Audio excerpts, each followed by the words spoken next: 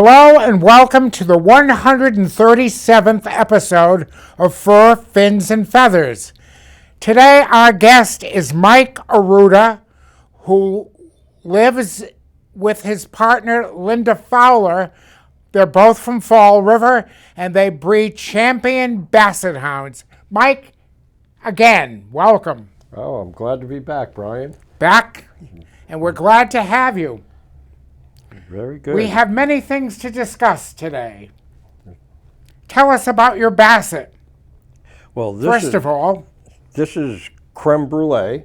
She's just coming up on a year, so she's just a puppy yet. And she's already done really well in the shows. She's just 4 points from being a champion, already has her majors, so she's well on her way to a big career. How did you get into Basset Hounds? Well, oddly enough, by accident.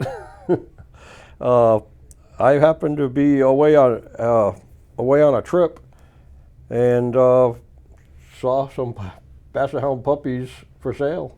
So I brought one home as a surprise to Linda, and it all took to the wind after that. You've done very well. Do you still work as a field trial judge? Oh yes, yeah. I judge the field trials. We do a lot of field work with our dogs. We do showing. We used to do obedience and trying to get back into that. As with everything, all this stuff is time consuming, and we just don't seem to have enough time as the days go by. But yeah, I do. We have actually, I'm vice president now of the Pilgrim Basset Hound Club, which is the local club for here in New England. And we have quite a few fun hunting events scheduled each year. And this year we have, I think, 6 or 7 of them where people... Scattered all throughout New England? Well, these are primarily down here on the South Coast because this is where the people that have Bassets that are active in this are. So they're not traveling that far. The actual licensed field trials, you travel as far as Pennsylvania, New York, New Jersey. In mid-March, there's a trial and a hunt test happening down in Virginia, which is the first time there for quite a few years. Probably in the 50s there used to be hunts down there. But it's a sport that kind of comes and goes with popularity. And right now it's building again, and that's a good thing. It's always good to keep the dogs doing what they were bred to do. And what was a Basset bred to do? Well, they're basically a slow trailing dog to work with a hunter that the people in France, when they were designed, the people there were kings and queens and lordsmen, and they rode horses and they went out hunting, but the poor people had to walk. So the Bassets were designed for the walking poor man, that he could follow his own dog and hunt with it. Primarily small game, mostly rabbit, but they also do pheasant and pretty much anything that's small game that you could catch up on. They are a member of the Hound Group. Yes, they are. In fact, at this year's Westminster, I can't remember ever seeing a Basset Hound in the mix, but there was the Basset Hound that won its group the Basset Hound breed won a second in the group. Which it was a lovely dog. It was a very lovely dog. I don't know the woman personally, but the dog came from Oklahoma. And it was a really, really nice looking dog. I liked it a lot. And she's beautiful. Yep, and she's kind of winding down. That's a good thing after knocking over the table before we started filming. But, that's what they do. She captured my eye when I was judging. Yes. A few months ago, rather. And she got a best in match. Yes, we were very proud of her. She's going to go a long way, I think. She does really she's still a puppy, so she's a little bit acts up a little bit on the table and may not always run true, but she does pretty good, and she'll come around to all that. And she, as she gets mature. This is good that she's decided to lay down, because that's part of what the Basset Hounds are like. That everybody has the idea that this is what a Basset Hound does. But as we know, they're an avid hunting dog, and once they have it in their mind they're going hunting, then off they go. So people are kind of surprised by the fact that they are so active and agile. I mean, she could be up on this table in no time if it would hold her. When I saw you a few weeks ago, we were talking, and you brought up a very interesting topic that really resonated with me. Caring for a dog whose owner has passed away. Yes, it's something that nobody really likes to think about planning for your own demise. But on top of that, the thing that you got to plan for is what happens to the pets that you have.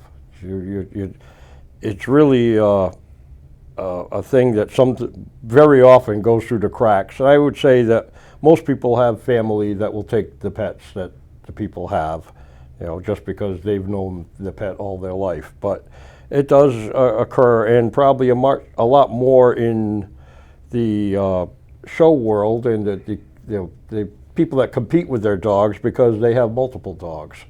So it becomes a little bit more difficult.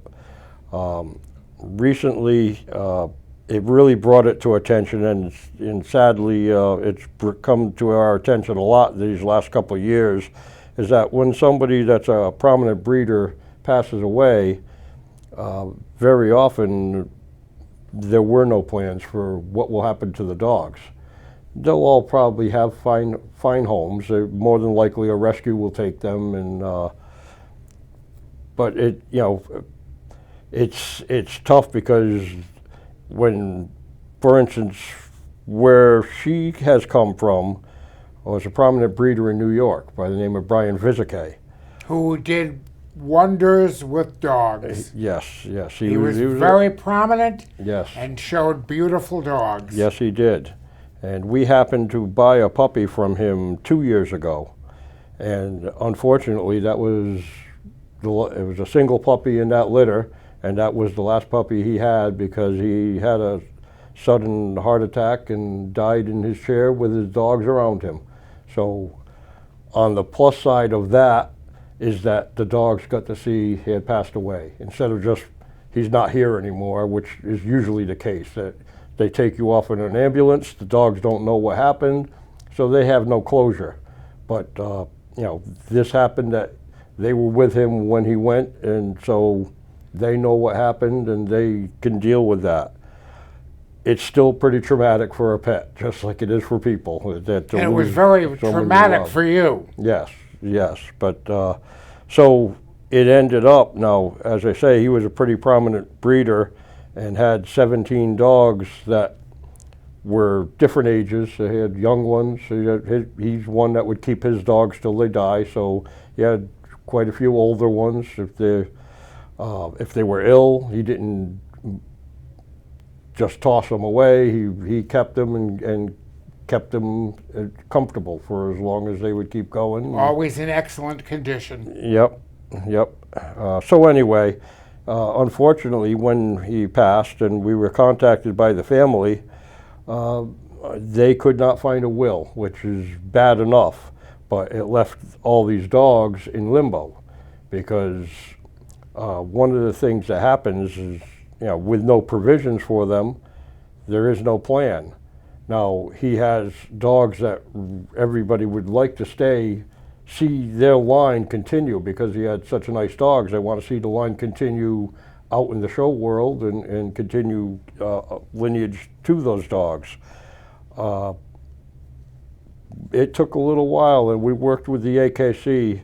Linda and myself, we took 3 of them in, plus he had also had a Cardigan Corgi that he got from us that he had bred. So we took, as part of our contract, we get her back. That was part of our contract, that if anything ever happens to you, and that's something a good breeder will do, is that when somebody can't keep a dog that you've bred, you should take it back and you provide to make sure that dog gets a good home, which is what happened to the Cardigan Corgi. The Bassets, the Basset Hound Club of America stepped right in, and they immediately said that we'll take care of those dogs. So those dogs were in no danger of just being left helter-skelter. They were cared for right away, and we took in 3 of them that were, it was actually her mother and her father and the sister of the father. So they were all relatives. But unfortunately, we when it happened, now all the paperwork is in Brian's name, and that's the way it stays as far as the AKC, because there is no, you can't, his next of kin could do the paperwork and move things along in a different direction, transferring the registrations. And eventually that is what ended up happening. But it took a lot trying to make that happen, because unfortunately Brian's next of kin had no interest in his dogs. They did eventually come around and sign off on it, but it took a lot for that to happen. So once that's happened, we had to deal with some of these things while this was happening.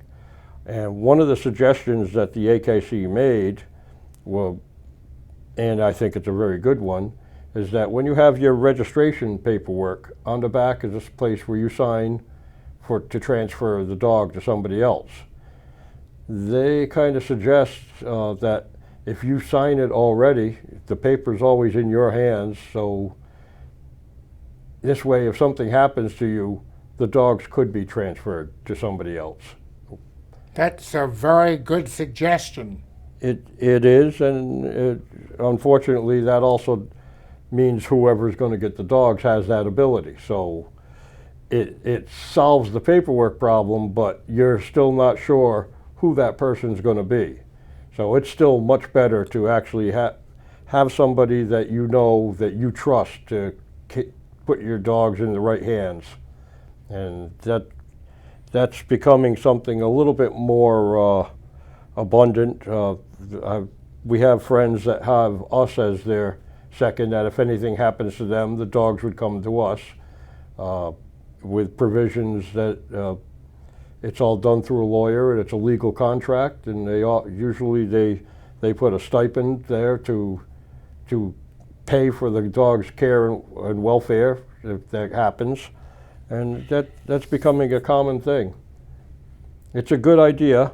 It's, as I say, it's not something that people really want to think about. Like, you don't want to think about writing a will, but it's the right thing to do. It's a fact of reality. It's a reality, it is. And unfortunately, we're seeing more and more of our friends, as we're getting older, that more and more of our friends are in this situation, and seeing how each of them are having to deal with the same problem. So, So for you, it was a successful outcome. It was. The others all got homes around the country. Some of them went back to people that had ties with Brian that were co-owners on. There was a couple that were co-owned. There was a couple that had ties to other kennels that they wanted to keep that line going. So Linda and I actually were the ones doing most of the pushing for the records change to happen, and I'm pretty certain that that's why it happened, is that we were that interested. Had we have not done that, it probably just would have continued in limbo to this day. They could have ended up in a shelter. And they were already, when he passed away, the first thing that happened is the dog officer had to come in and care for them, and was willing to do it for 10 days. And after 10 days, that's where they're going. They're going to the local shelter, wherever that is, and however crowded or uncrowded the place is. It's you don't have any certainty as to what's going to happen there. So it's better to try and have things planned for your pets, and not necessarily just the dogs. Same thing. It's like, if you have a parrot, you need to make a few plans ahead. A cat, any animal. Any animal, yes.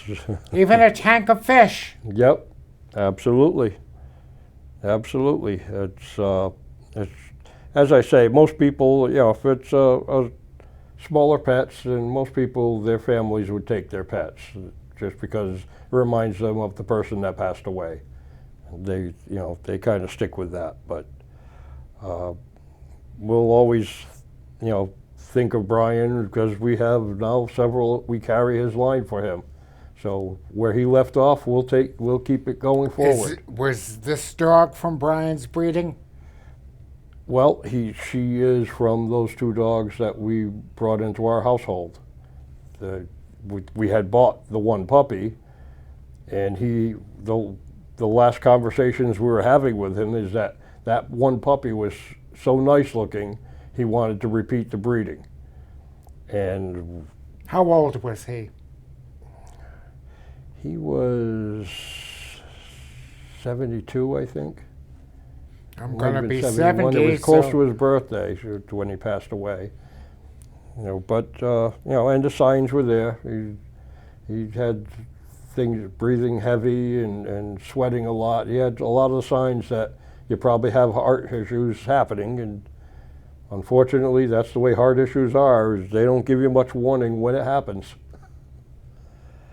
So we should probably turn to a different note from. Yes, we should. That's a little dark for. Yes, yes, but I wanted to address that because it is a very important topic. So moving right along. Yep. What are your plans for this young lady? Well, she's actually going to New Jersey in a couple of weeks, and hopefully she'll get finished down there. Are you showing her? No, Linda will be showing her. Okay. And after that, we've got, as I said, we've got a whole season of fun hunts coming up, and she's going to go out and learn how to chase some rabbits. We're working on that. She already likes the running around through the woods part, but they absolutely, of the things to do with the Bassets, that's my absolute favorite, is going out in the field with them and seeing them learn how to hunt a rabbit, follow that trail, open barking while they're doing it, and it just makes you feel good to see how much they absolutely love it. Once they've done it and they know what they're doing, it's what they live for. There's hell to pay when I leave the house and I'm only taking a couple with me to go off to a field trial. They all want to come. They all want to go. They absolutely adore doing that. And I'm pretty sure that whatever breed you have, when you're doing the thing that they want to do, you just see it in them. You've also worked with Cardigan Welsh Corgis. Yes, I have. And we've stopped breeding the Corgis. We got to a point where we said, well, maybe 2 breeds is too much. They're nice little dogs, a little barkier, but very, very obedient. When you call, they come. Not so much with these guys. If they're busy, they just keep going the same direction they were going already. But the Corgis, being the herding dog, they're very like to keep things organized, and they're very attentive about what's happening all around them. Very good watchdogs. They hear everything. I don't even know what they hear sometimes, but they hear everything. But they are very intelligent as well. Oh yes, yes they are. Yes, they're very good at doing what they do, and I think all the herding breed dogs are very attentive about what they're doing, and what drives our Corgis crazy is the fact that they like to organize, and so they try to organize the Bassets, and you should be over here, and you should be over here, and The Bassets don't think that way. No, they have their mind- it's a a little mind of their frustrating own. for them. But they have fun together. They're actually a pretty compatible mix. We had Bassets for quite a while, and as we're getting older, Linda was deciding that, they're getting too big and heavy for taking care of on the table. Bring them up and grooming them and doing the things you need to do with them. So she said, why don't we see if we can find a different breed, a little smaller. And we went off looking at different breeds, and oddly enough, when it came down to brass tacks, every time we said I like that breed, it turned out that even though they were a little smaller, a little different shape, maybe hairier look to them, a different fur coat, they were all long and short. We were looking at like Skye Terriers, and we've had one Dachshund a long time ago before we had the Bassets, and she was so nice that we never wanted to replace her. We wanted to keep her thought in our head. At this point now, Linda is now thinking, well, maybe I could do another Dachshund. Completely different kind of a breed. Talk about her groom. How do you take care of her? She's a rather large dog. Yeah, and actually one of the things that we do like about them is that they're pretty self-reliant. They really don't require a lot. They don't do a lot of shedding. I mean, all dogs shed, but they're not somebody that you need to do a lot of coat care. The oils in their skin pretty much keep them clean. Some of the things that you look out for is because they have the long ears, as all the long-eared dogs are, you have to worry about keeping their ears clean. So, you keep your eye on that. And How often do you bathe them? We don't do a lot of bathing. More so, like her, more so because we do the shows, but they really don't need an excessive amount of bathing, and actually the more they're out in the weather, the better it is for them, because that's their natural bath. They love to play in the snow, don't they? Oh yes, they're having a ball. She was out here in front of the school looking to run off into the field. And that's part of what keeps their coat so nice, is the natural oil that's on it, and the wetness of a rainstorm or going out in the snow, in the field when we go off hunting. Very often it's early in the morning, so there's dew in the grass, and they just shine after they're done. Other things, obviously, their nails have to be kept trim. What is their longevity? Bassets should give you 12 to 13, 14 years. 10 is, you're doing good after 10, as with many dogs. We expect 12 out of our guys, and most of our line lives to be 13, 14. We've even had 16. They do really well. I think I attribute a lot of that to the food that we feed. We use a brand that we've been with 30 years, and it has a lot of natural things in the food. It's a Blue Seal as the company that we... Now, how long have you had Bassets? More than 30 years? We got our first one in '94, so that's 40 years. And time flies. Yep. So we've been in it and active since that time. As soon as we got a Basset, I think probably within a couple of years we joined the local club, then joined the national club, and we stayed active in that, and it keeps you going. And it keeps them going. It keeps your feet on the ground as to what you want to keep preserving. How often do you breed a litter? Well, we don't do a lot of breeding, and I think that's part of being reputable. We like to be able to, we basically, when we're ready for another dog to keep in our household, that's when we really look at breeding. So I would say we probably have bred every 2-3 years apart. You breed for quality, not quantity. Yes, and that's the whole idea of it.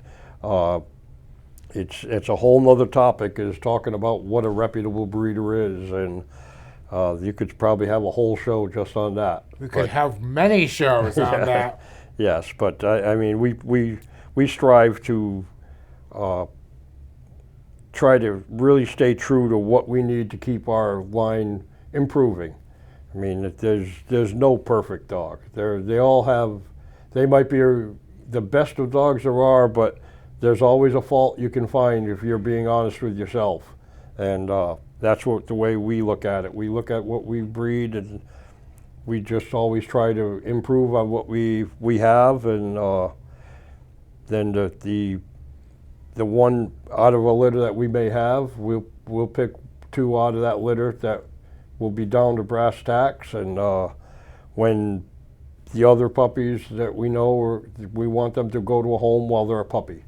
Well, somebody can enjoy having an 8-week-old, 10-week-old puppy, because that's really what the best part of their life is, getting to form what you're going to own. Because that bonding that happens while they're that young is something that sticks with them for life. And we have, I think the first couple litters we probably advertised in the newspaper back when there were newspapers, but yes, I know that for sure. And but after that, word of mouth is where all our people come from, and we've never had a problem having homes for our puppies. They come from far and wide. Do any of your dogs go to other countries? Nope, none of our. Both all stay in the United States. We prefer that our puppies are close enough that in a day we could go drive out to get them. As I say, we'll take our puppy back if something happens and you can't keep them, and we try to have it so that in a day's drive we could be there. That's not always the case. We've had puppies go as far as Michigan and even as far as Arizona, but whereas the people came, we won't ship our dogs, but they came to see them as a puppy and pick their puppy, and then they came back when it was time to come and get them, and that's the way we like to do it, is that we feel we like to really get to know that the person is committed to having one of our puppies. That is why you are a reputable breeder. That's what we're told. We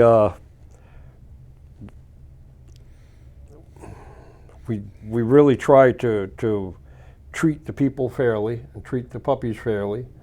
We have any good breeder will have a contract so that it's all black and white, that you know what you're getting into, you know what to do, and we try to give you the support that if whatever you need to know, there's no dumb questions, call us and ask, and we'll help you. So it should be a win-win situation.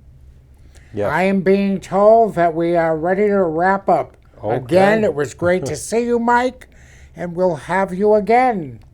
Well, We'll just keep thinking of topics and have you again. We'll plan a new one. Thank you very much for coming. Thank you.